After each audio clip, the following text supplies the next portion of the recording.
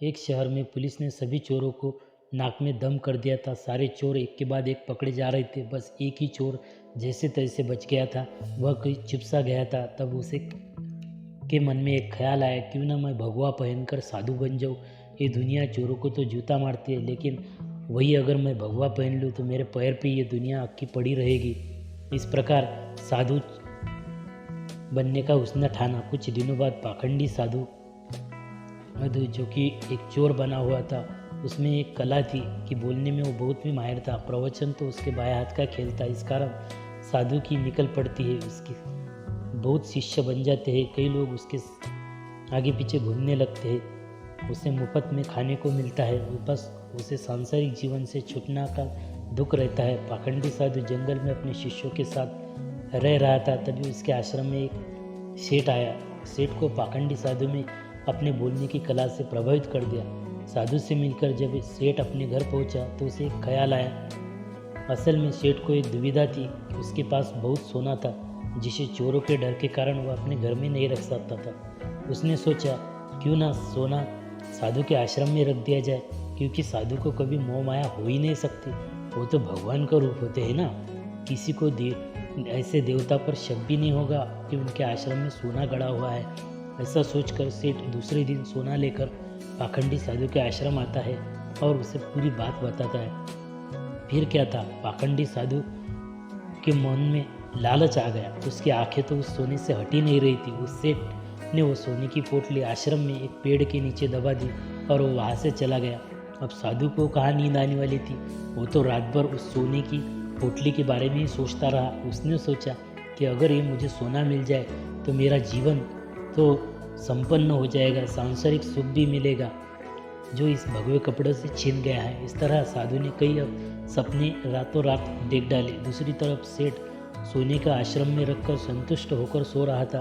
कुछ समय बीतने बाद साधु ने एक योजना बनाई। उसने सोचा कि वो इस सोने को लेकर चला जाएगा और सेठ को शक न हो, इसलिए वो उसके घर जाकर अपनी जाने की बात कहेगा, ताकि सेठ को ये न लगे कि साधु सोना लेकर भाग गया है।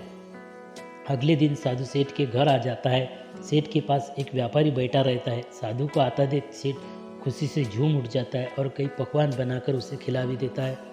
साधु सेठ को अपनी जाने की बात कहता है। इस पर सेठ दुखी होकर उसे रोकता है, लेकिन साधु कहता है कि मैं तो एक सन्यासी हूँ, किसी एक जगह पर नहीं ठहर सकता, उसे कई लोगों को मार्गदर्शन देना है।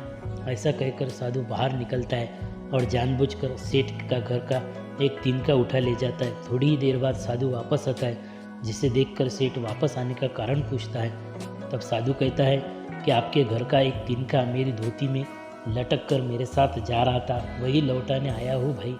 सेठ हाथ जोड़ कहता है, इसकी क्या जरूरत थी साधु जी। तब साधु कहता है, इस संसार की किसी वस्तु पर साधु का कोई हक नहीं है बालक। फिर अपनी बातों से वो सेठ को मोहित कर देता है और वो वहाँ से निकल जाता है। अब यह सब घटना वो दूसरे सेठ जो बैठे थे वह देख रहे थे। वह सेठ से पूछता है कि कौन है ये साधु। तब सेठ ने उसे पूरी बात बताते हुए कहा, जिसे सुनकर व्यापारी जोर जोर से हंसने लगता है। सेठ हंसने का कारण पूछता है। तब व्यापारी उसे कहता है कि अरे भाई, तुम मूर्ख हो क्या, वो पाखंडी साधु तुम्हें लूट के चला गया। जिस पर सेठ कहता है कि तुम कैसी बात कर रहे हो मित्र, वो तो एक संत है, बहुत ज्ञानी है। व्यापारी कहता है, अगर तुम्हें अपना सोना बचाना है तो उस जगह चलो जहाँ सोना दबाया था। सेठ उसे वहाँ लेकर दौड़े दौड़े जाते हैं और वहाँ खुदाई करते हैं, लेकिन उसे कुछ भी नहीं मिलता। वो रोने लगता है। तब उसका व्यापारी मित्र उसे कहता है, सेठ रो मत, रोने का वक्त नहीं है, जल्दी चलो, वो साधु अभी दूर नहीं गया होगा। सेठ और व्यापारी पुलिस को बोलते हैं और पुलिस उस पाखंडी साधु को ढूंढ लेते हैं। तब सभी को पता चलता है कि वास्तव में यह कोई सिद्ध बाबा नहीं, एक चोर था जिसने सभी अपनी बोलने की कला से सभी को मोहित कर लिया था। पुलिस ने बचने के लिए उसने भगवा रंग पहन लिया था। सोना मिलने के बाद सेठ की जान में जान आती है। सेठ व्यापारी से पूछता है कि उसे कैसे पता चला कि वह साधु पाखंडी है। व्यापारी मित्र ने कहा, वो साधु बार बार अपने आप की तारीफ कर रहा था कि संत कितने महान होते हैं, बार बार यही दोहरा रहा था। जबकि जो सच मायने में संत होते हैं उन्हें अपनी बात दोहराने की जरूरत ही नहीं पड़ती। इसलिए मित्र, आज के समय में जो भगवा पहनकर प्रवचन देते हैं वो सभी संत नहीं होते। हमारी यह कथा आपको अच्छी लगे तो हमारे चैनल को लाइक कीजिए, शेयर कीजिए और सब्सक्राइब कीजिए, ताकि हमारी जो भी आने वाली वीडियो है वो आप तक सरलता से पहुंच जाए। तब तक के लिए शुक्रिया। आबाद रहे, सुरक्षित रहिए।